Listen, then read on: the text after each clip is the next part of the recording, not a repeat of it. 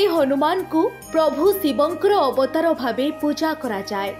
विश्वास करा जाए जे हनुमान जी को पूजा करुवा व्यक्तिर विघ्न विनाश हेबा सह सर्वदा मंगल होइथाए। हनुमान को भक्त मानंकु शनिदेव कोपरु मध्य रक्षा मिले बोली कहा जाए। सेही भली भक्ति और श्रद्धार सहित नियमित भावे हनुमान चालीसा पाठ करने द्वारा व्यक्ति राम भगवान कृपा लाभ करिथाए। ता जीवनरू समस्त प्रकार दुख कष्ट तथा बाधा विघ्न दूर होइथाए। एहा सह सत् मार्गरे परिचालित हेबा पई व्यक्ति प्रेरणा पाइथाए। सेही भली हनुमान चालीसा पाठ करने द्वारा जश ख्याति मध्य अर्जन हुए। व्यक्ति बुद्धि और ज्ञान लाभ करे।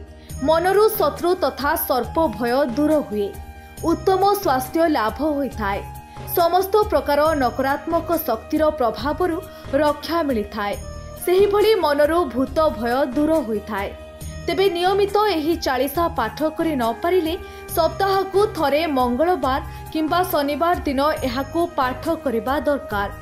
एही 2 दिन प्रत्युषरु किंबा सूर्यास्त परे हनुमान चालीसा पठन करा जाए।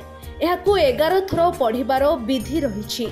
तेबे एहाकू 108 थर पाठ कले मनोस्कामना पूर्ण होइथाय बोली विश्वास करा जाए। ब्यूरो रिपोर्ट साधना लाइव।